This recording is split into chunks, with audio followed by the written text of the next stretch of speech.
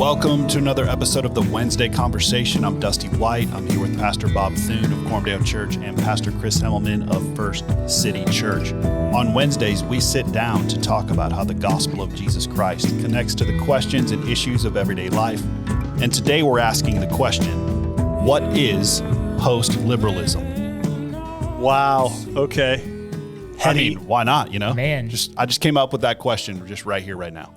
Guys, I want to apologize because I had hip surgery back in December, and what that meant is I sat around my house for a couple weeks and just had a lot of time to think and read stuff.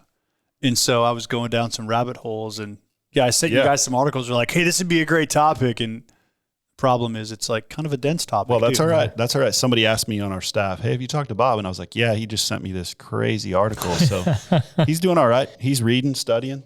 Okay, so I want to try to frame up the conversation this way. The question a lot of people are asking in Western society right now is, where are we headed? And we talked about this a little bit last week. We're 80 years after World War II. We're definitely, 35 years past the end of the Cold War. And there's ways in which the old regime has kind of fallen apart. I think we all realize we're sort of living on the cusp of some change. You can frame that a lot of different ways, but one way that a lot of people have described that is that liberalism has sort of collapsed. Now, when I say liberalism, don't think about liberal versus conservative. Think about like democracy, like the tradition of how we understand freedom, right? Libertas is the Latin word for freedom or liberty. And so if you think about everything we love as Americans, freedom, liberty, independence, self-determination, we're talking about the philosophical tradition that gave rise to all those political values. And so a lot of people are asserting that kind of the liberal consensus is kind of what's falling apart. And now what you have is, you have like nationalism is kind of arising, populism is kind of arising. There's all these, if you ask, how is America now different from like the America of the Clinton administration, right? In the America of the Clinton administration, you had Democratic liberals and Republican liberals who just disagreed on whether we should be a little more progressive or a little more conservative, but they were all committed to the free market economy. They were all committed to sort of like basic American power in the world. There was sort of a set of things that they sort of all agreed on.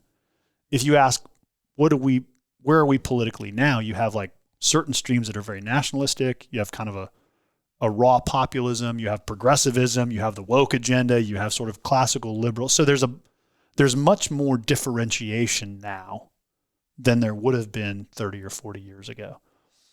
And so what these thinkers, this piece that I'm referencing here that we'll talk about in a minute, some thinkers in the UK are putting forward a manifesto saying, hey, we live in a post-liberal moment and we ought to be convictionally post-liberal. Now, they're going to try to define for us what they mean by that.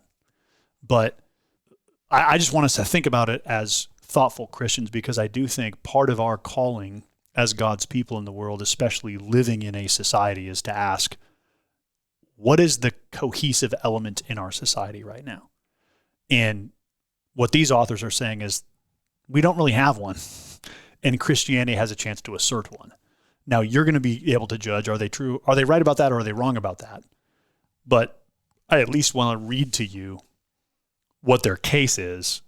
And I think I would fall more in a post-liberal camp. I would say I actually think sort of renewing classical liberalism probably is not going to happen, although there are people who would disagree with that.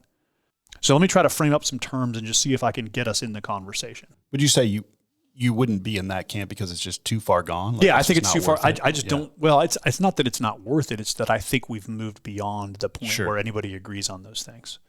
And let me. So I'm going to start with a different article that I was reading that just mentions the same thing.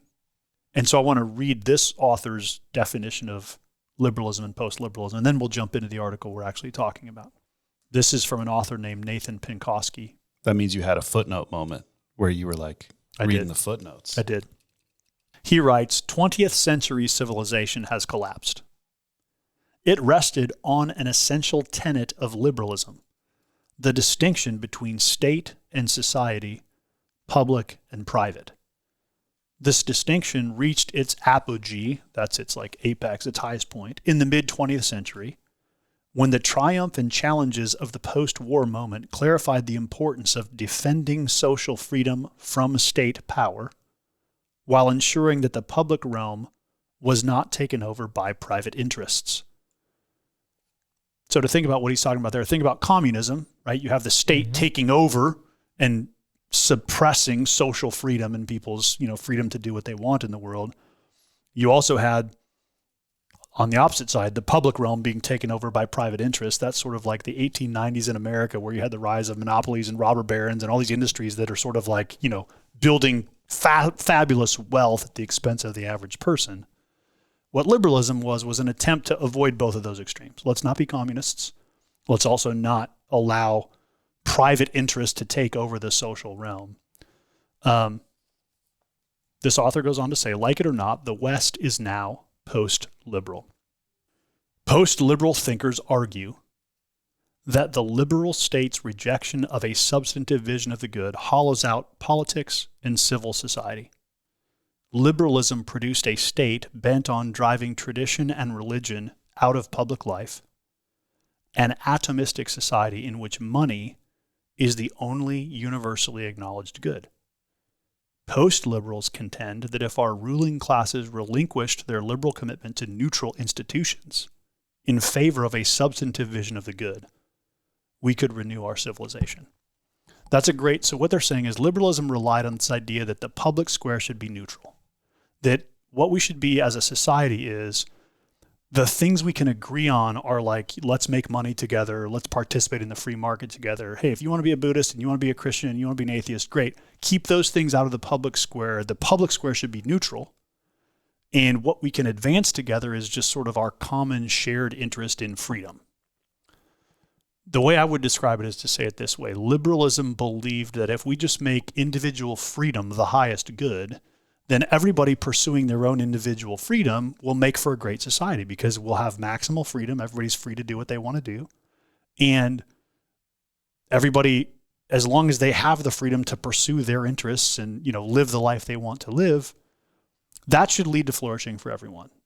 So that's how we got the free market economy. That's why we have in America a high entrepreneurship and capitalism. There's low government putting its thumb on the scales when it comes to economics. It's also how we got gay marriage, because you know what, just let people do what they want to do. You're free to love who you want to love, kind of an approach. That's a vision of a liberal society. Yeah. Maximize individual freedom.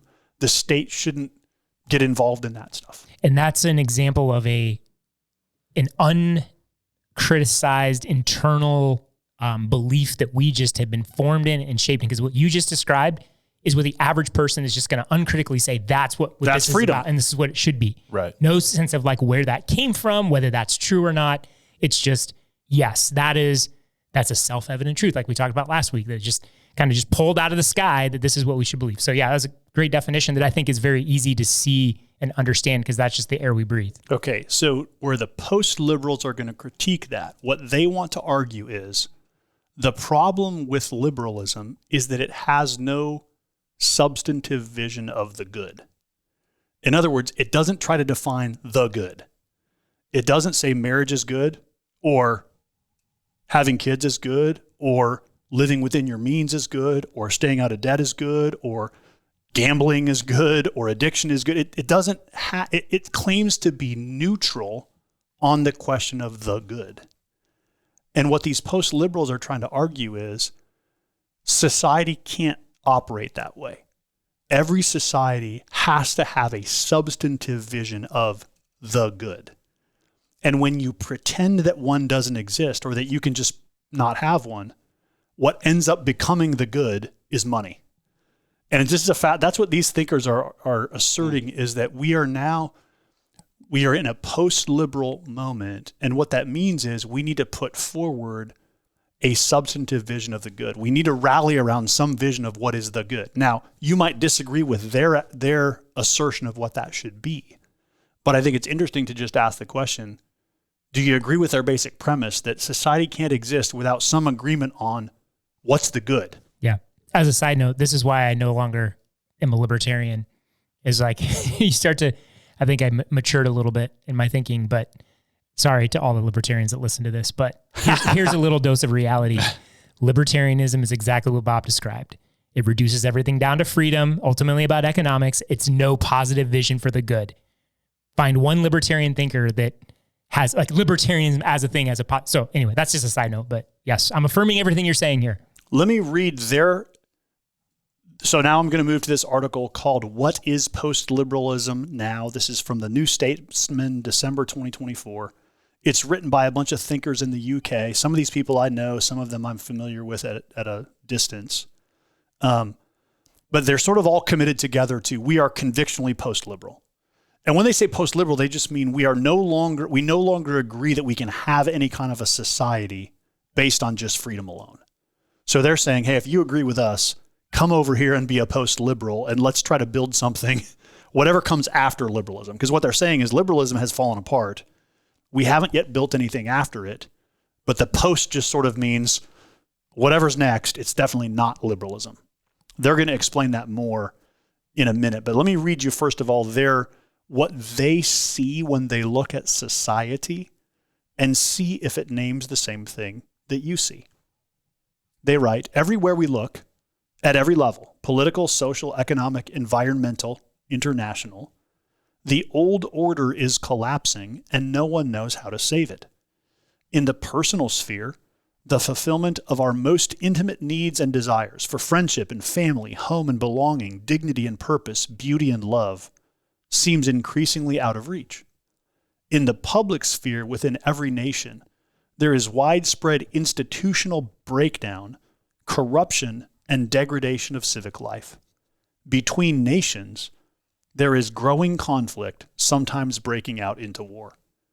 It certainly seems there like they're naming some things I can identify. I mean, if you look at our society and ask, I hear from a lot of younger people that, man, I just don't know who to be. I don't know what I should live my life for. I don't know how to have sort of like a vision and a purpose and a sense of that maybe I could achieve something in the world that would give meaning and purpose and significance to my life. I mean, I think they're in this idea of institutional breakdown. I think we would say, it's why the church is more fraught than it's ever been. It's just because people don't quite know how to participate in an institution. And, all the things we used to belong to are less and less cohesive than they once were. Mm-hmm. Yeah, they're naming that the reality that we're all feeling when it comes to like, I know what you're against, I just have no idea what you're for. Right. Exactly. This great unraveling has revealed the bankrupt ideal of liberalism itself. The myths of liberalism, once so compelling and apparently humane, have been tested to destruction. The autonomous individual, the absolute sovereignty of the nation state, the benign character of a globalized market, perpetual progress, and a worship of liberty as the highest end in itself rather than the pursuit of mutual flourishing and the common good. In both the economic and the cultural realm, it turned out that individualism cannot of itself generate a substantive order. Instead, the clash of interests leads to ever more inequality and alienation, and the control of populations by oligarchic and technocratic elites. That's an interesting statement to me because I do think we sort of see this a rising technocracy. Like the top 7 stocks in America right now are all tech companies. It's just like there is a technocratic elite that has sort of arisen in the last decade. I saw that a number of the big tech like Zuckerberg, they're contributing to Trump's inauguration and all this stuff. So it's like they're trying to get all cozy with the president. Yeah. Yeah. And we're definitely in that spot where the government's not sure what to do with them. And so they just have to like pull them in a little bit. Right. And we're also in a time, again, because we bought into the idea that you should be free to maximize whatever profit you want to maximize. There's no one in our government right now that's going to say, actually, there should be a boundary there. You should not be able to make money off that. There should be some kind of regulation there. We have sort of this rampant, it's kind of the war of all against all, right? It's the decline. What you see and what they're describing is the lack of a cohesive vision of the common good or a substantive vision of here's what we're about together as a society other than get rich, man. Mm-hmm. Which is why people are fascinated with Elon. Yeah. But also we're all in the back of our minds going like, can you do that? Yeah. Let me get you to their definition of post-liberalism. They're going to give 3 things that post-liberalism is. Okay, so when they say, "Hey, this is a manifesto. We think you should be a post-liberal." Here's what they mean. Post-liberalism is, first, the recognition of this reality that liberalism has mutated into an intolerant ultraliberalism. So first thing they say is it's just an acknowledgement that liberalism has eaten itself. Second, the argument that liberalism alone was never sufficient. And third, the conviction that respect for liberty must be balanced by a shared pursuit of economic justice and the common good. So, you are a post-liberal if, 1, you agree that liberalism has mutated into sort of like some version of itself that's destructive. 2, that liberalism alone was never sufficient. And 3, that respect for liberty needs to be balanced by the pursuit of economic justice and the common good. That's their conviction. Okay. What do you think, Chris? Are you a post-liberal yet? I think so. I think I'm there. Well, at least in that definition, as far as like, how do you build on the other side of that? That's the question that after reading this article, I'm like, so what exactly does it mean for the, like, what are they advocating as far as like how we sort of rebuild from the ruins of liberalism? Yeah, great question. What's interesting about just them putting this forward is it's pretty easy to feel like, yeah, I'm ready for something different. Yeah. You know? Yeah, absolutely. Well, I think that's what they're trying to do is I anticipate they're just trying to get a conversation started about, can we talk about something besides just freedom and maximizing income? Is that like, can we have a conversation about what could a substantive vision of the good be? We might disagree on what it should be for the next 30 years, but at least we need to have a conversation moving in the direction of what could that be? Yeah. So what they describe is that basically what happens as liberalism eats itself is you have sort of an unfettered capitalism that ends up exploiting human beings. And I think you see, like, I feel this, like, think about, so here's what I've experienced recently. I was telling my family this, years ago living in Omaha, I was like, all right, who do I want my internet to be provided by? Is it Cox? Is it CenturyLink? Is it like whatever company, And I was a Cox customer because I was like, man, there's Cox guys that live in my neighborhood. They park their trucks on the street. And every time I call the phone number, I'm talking to a real human being that lives in Omaha, Nebraska. And I appreciate that. Like they're my neighbors and they're people that I know in the city. So I was a Cox customer for that reason, right? Today, if you call Cox customer service, it's a call center somewhere on the other side of the world.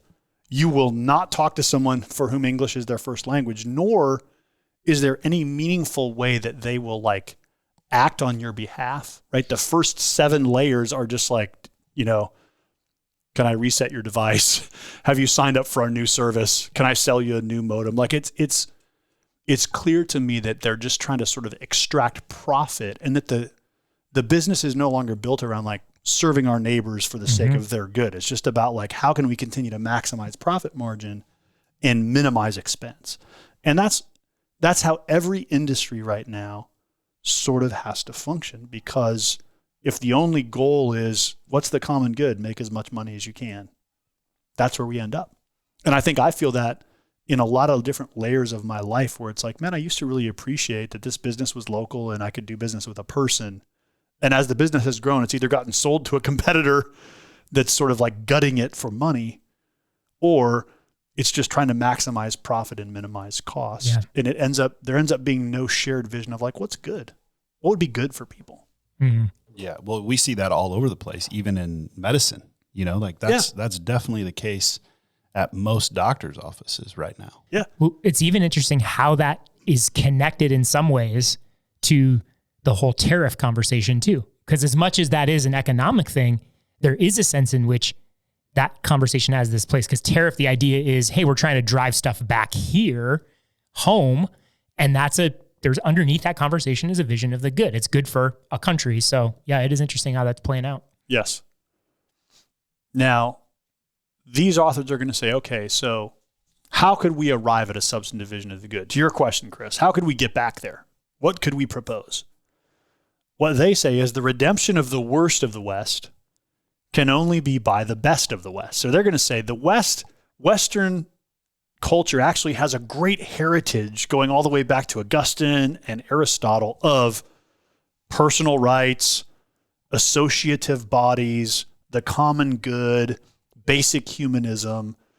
And what this all goes back to is society as more fundamental than politics and the economy. They say it this way: both the political and the economic are embedded in the social. And if you want to ask, what have we gotten wrong? It's that right now our social life is subsumed under politics and the economy. If you ask, what are the two things that dominate all the news coverage and that most of us fret the most about or care the most about, it's politics and the economy. Mm-hmm. The economy including, how are my investments doing? Can I pay my bills? All the way up to, how are we going to do tariffs and exports and what's our economic policy nationally? But the idea is the way that liberalism has destroyed our society is that everything is subsumed to politics and the economy. In fact, you even see this. It's an interesting connection to the trans conversation, because you might have noticed recently the UK has almost totally reversed course on its trans policies. I mean, it's going very much in the opposite direction. And the reason the US hasn't is because there's a lot of money in transgender surgery and there's a lot of political interests very committed to trans rights. No one's asking the question, is this actually good for the human beings that we're either harming or serving? So it's interesting that when you elevate politics and economics, it ends up, those two things become most important. And what that does is it destabilizes and kind of destroys the social fabric that holds people together. What they're saying is the best of our tradition always understood that society is more fundamental than politics and the economy. And actually, this is why people really like small towns, because in most small towns, that's still true. It's still just like, well, the guy that runs the grocery store is also the guy that lives down the street from you, and the principal of the high school is also the person that, you just know that there's a social fabric there that when it comes down to it, if that person rips you off, the rest of the town's going to hold them accountable for it. And if that person's a jerk, it's not going to go very well for them. And so there was a social order that was more fundamental than the political and economic. Yeah. I mean, you even think of like the biblical vision of this too. I mean, leaving aside the specific laws, but there is a fundamental core of, hey, the reason you treat people with economic justice, that's your brother. Right. That's your community, that's your kin. And so there's a bond there beyond just economics or political that is more important. These authors write, in the face of today's liberal crisis, the first priority is to renew the West from within. The cultural tradition of the West can be summarized as a quest for a flourishing human life in which all can freely participate. I think that's just a compelling vision, a flourishing human life in which all can freely participate. And what they want to suggest is this is going to require agreement on some substantive vision of the good, but that does not mean we throw out all the good of liberalism. So when they say they're post-liberal, what they want to convince you of is we're not opposed to freedom and to individual rights and flourishing. What we want to do is combine that with a more substantive understanding of human flourishing, right? A world where we can all participate together, a flourishing human life in which all can freely participate. So let me read you what they want to do with the heritage of liberalism. First, they say post-liberalism is committed to renewing the liberal in an older sense of generosity, tolerance, and civility of manners. That was exemplified in the social order of the post-war era, when liberalism was still embedded in inherited networks of associate corporate bodies. So what they're saying is that there's this sense of generosity, tolerance, civility that used to be true in our world that we've kind of lost. And we want to renew that sense of like liberal, how would you describe this? Just like civil discourse, right? Mm-hmm. Treating one another with humanity, respect. Charity. Yeah, that's actually one of the best heritages of liberalism. And it comes to us from the fact that in the earliest think back to colonial America. Everybody had to get along. Like, you're 13 colonies and you have all these sort of free associations of human beings. You're a part of maybe the town, the church in town, but you're also part of the business owners club. And you're also, you're associated with all these various bodies in society that give it its fabric. So they're committed to that. Second, post-liberalism is committed to renewing the principles of liberality like free speech, free association, and free religious practice. The reason why mere liberalism threatens free debate is that freedom of speech assumes the possibility of a shared quest for objective metaphysical truth, which is what liberalism on its own denies. That's a fascinating point. Mm-hmm. I don't know if you have thoughts about that, Chris, but basically what they're saying is mere liberalism, so like thin liberalism like we have now, actually threatens debate. It kills freedom of speech because freedom of speech assumes that we're pursuing truth, that there's a truth we can actually arrive at. And as soon as you say, that's not what we're pursuing anymore, now it's just a quest for power. And if I want my side to win, then I don't want your side to talk because we might become convinced that you're right. So this is what my kids who have gone to colleges that are more defined by the woke agenda will tell you is like, yeah, there's actually no free reasoning in any class. You have to agree with the party line.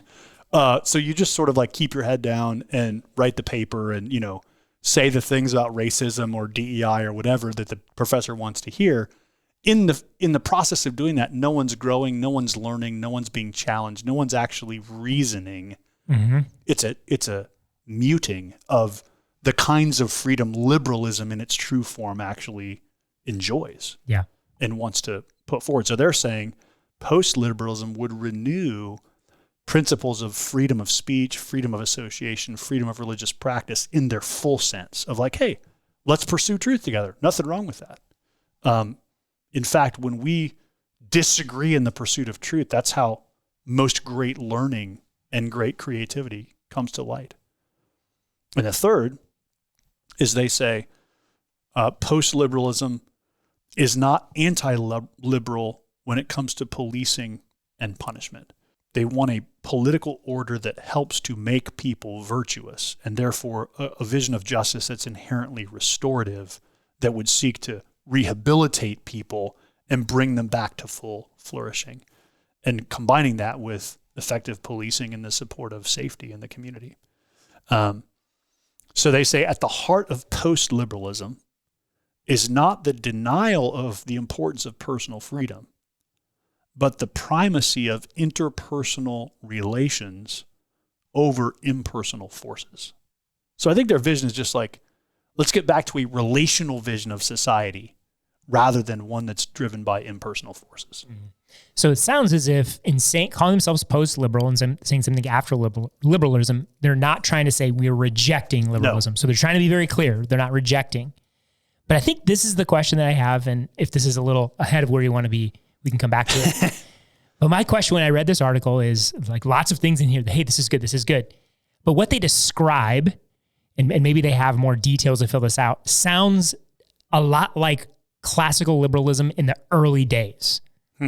More so than something very different. I mean, different in what it is now because of how far things have mutated. But if what they describe sounds like, hey, back, further back in our tradition, there was an expression of liberalism that valued these things more, whether consciously or just because it was kind of going off the fumes of previous generations. And so that's the biggest question I have with post-liberalism is how is this different than, what we had in the 1800s or, just pick a date where liberalism maybe felt more healthy in our society. Chris, I think you're asking a great question. And I think at one level they would probably say, yeah, we're just saying go back to, but I think this is where they would say the difference is that philosophically, so if you think about the classic liberal thinkers, John Stuart Mill, John Locke, Kant, Hume, the sort of philosophical leaders that shaped what became the liberal philosophical tradition, mm-hmm. I think they would say there were errors in the philosophy that they want to avoid replicating. Yeah. And the primary error was that if we maximize individual freedom, that will get us to some vision of the good. That like individual freedom is a replacement for the common good.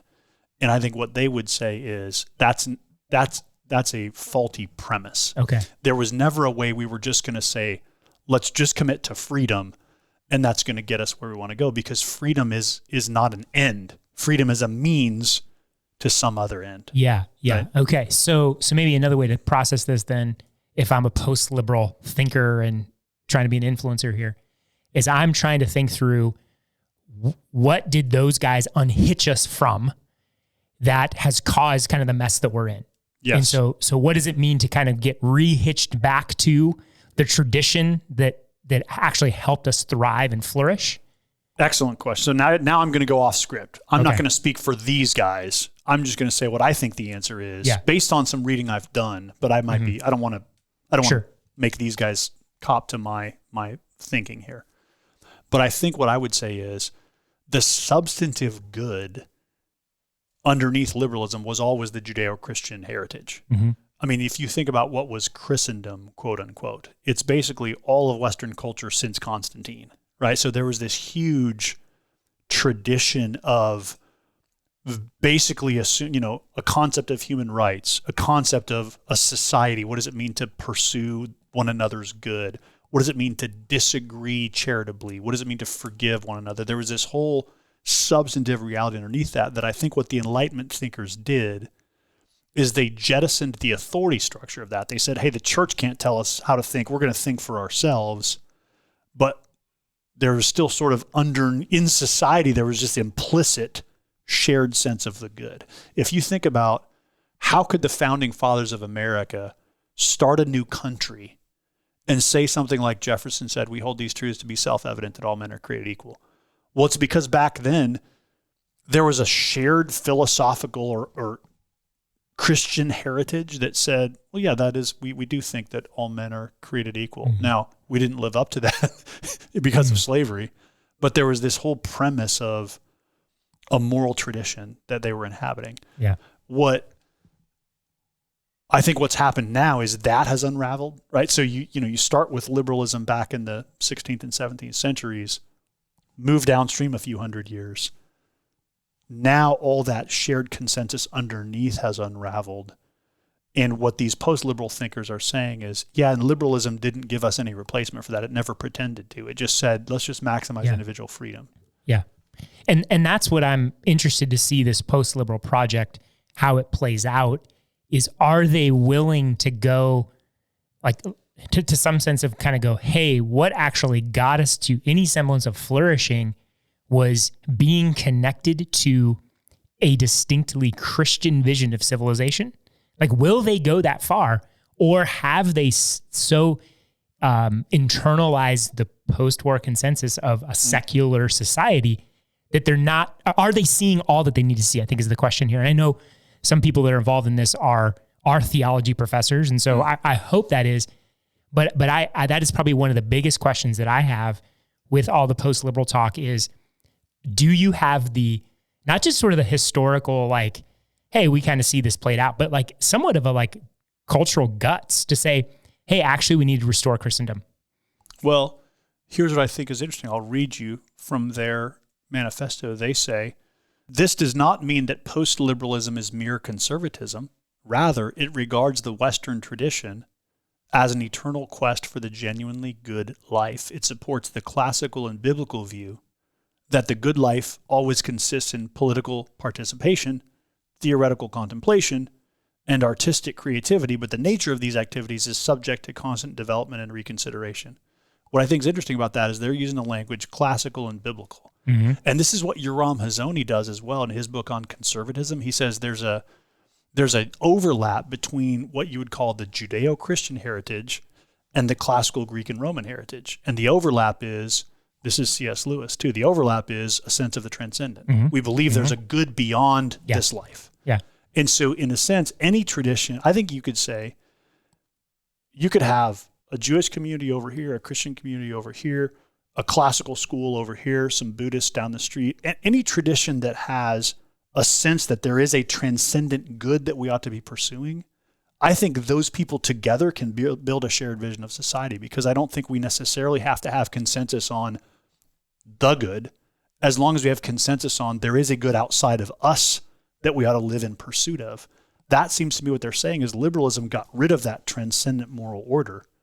And when you get rid of the transcendent moral order and you say, hey, let's just maximize our personal freedom in the here and now, well, devoid of any moral authority or any transcendent vision of what is the good that I should be pursuing, there's no way for me to have any guardrails that would keep me from, at your expense and at your expense, maximizing my own individual wealth or power or freedom. So there is room for a pluralism. I think so. I think that's what they're saying. Yeah.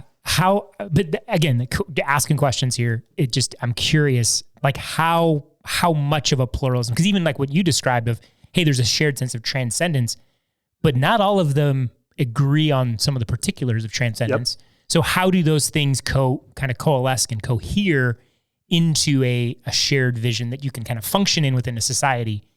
I have no answer to that question. Yeah, no, that's fair. I think these are, and when I say, and kind of showing my hand here a little bit, I think I am a bit more in kind of the, I don't know, for lack of a better term, and man, this is going to be a first of me like claiming to agree with Doug Wilson, but the renewing Christendom kind of vibe. Well, like that kind of stream, I'm wrestling through that because there is a sense of, and I appreciate what he's saying is, hey, we're not trying to go back and recreate exactly what it was, but understanding the nature of what kind of held society together and gave a vision of the good that was important. I'm like, we have to restore that to some degree. And what is that going to look like?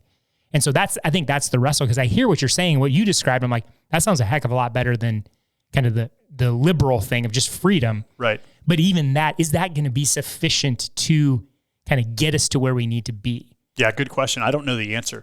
And I think I'm great if it's not. I think these guys are trying to say, let's at least get into the conversation of, could we get the Doug Wilson people and the renewing conservatism people and the nationalists and the, whoever else has a vision for what the good of society could be.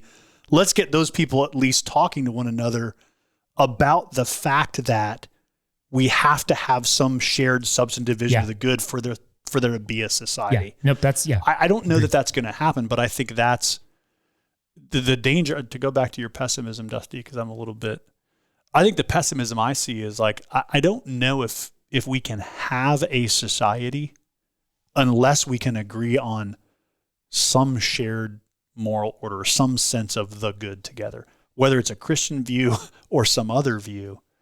It does seem to me that their critique of liberalism rings true to me, because I think what you see, if you ask, like, what do you see on social media? What do you see in this sort of fragmentation of modern life? What you see is everybody buying into individualism that says, if I just get what I want out of life, life will be meaningful.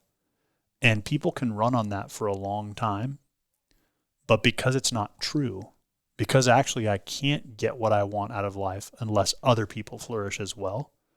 Like, this is what Jesus said, right? The first will be last, right? Mm-hmm. The greatest is the servant of all. The deepest joy in life comes from helping other people flourish. And because no one's talking about that in our culture, because the vision is all individual freedom and flourishing, what you have is a culture that sells people something that can't actually fulfill what it says it does. And so you end up with people who are really lonely, really isolated, really disheartened, but wealthy and decently well off in life, So you have this, it feels to me that something's going to have to change in our social fabric. And I hope enough people start saying, politics and economics aren't enough to build a society on. There's a deeper layer of sort of shared humanity that we have to go back and ask, what would it mean for us to build on that? Yeah. To build something that allows us to flourish as people. It seems like the answer to your question, Chris, would be we would have to have enough momentum on virtue instead of exposing each other's vice. Yeah, absolutely. Yeah, that's a good way to put it. Yeah, that's interesting. Yeah. Well, I'm ripping that right out of this article, and putting my own language on it. But in other words, like, it's going to take, in a sense, revival would be the Christian term, but there's going to have to be a momentous where we're suspending judgment of vice long enough to go, hey, actually, I think there's good in there. And I think we could possibly agree. And that's a whole new world. Yeah. And, I mean, and you even think of, kind of hypothetical kind of pluralism here. I mean, you think of there are places where some of those religious systems have overlap of virtue. I mean, this C.S. Lewis, like there's a common grace understanding that people kind of carry because we're made in the image of God, that we understand that, when we hold to the transcendent, that leads us to embrace certain virtues. And so, yeah, I think that there's certainly a possibility there. I mean, even think this thought came to me just a few minutes ago. You brought up like Elon Musk and kind of the technocratic leaders. And so like a guy like him, but it's interesting, before the election, I mean, he was going off about, hey, we need to have more kids. Right. We need to, so there's something in him that he's observing, that there is more than just kind of politics and money, and where that's coming from might not all be, from a great place, or he might have, put the pieces together well, but he is intuiting something. He is recognizing something about society and what society has to have to flourish. And so just at the level of people seeing a civilization start to kind of fall apart makes us all kind of open our eyes and realize, whoa, what we've been doing isn't sustainable. And so you start asking kind of the deeper questions, which is the good thing. When you have a guy like Elon Musk asking questions about civilizational flourishing and actual just survival, you're like, okay, maybe we are at kind of a tipping point here where something good can come of this conversation. Well, I think to try to, because the problem with this article is it is very philosophical. And so like it uses a lot of big words. It's a lot of political philosophy. It's not written where the average reader is going to be like, oh, I totally am like right on board with what they're saying. But to boil it down, Dusty, you used the word virtue. And the other word I think that's important is belonging. I think what they're trying to argue is for us to have a social fabric that actually works, we have to have some shared vision of virtue. What is a good person? And a shared sense of belonging. What's the thing we belong to?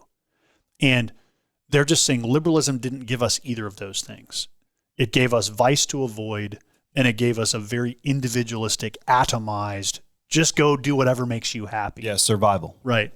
And so if you think about what does the gospel give us that we might have to offer to this conversation, it's those two things, a vision of virtue and a vision of belonging.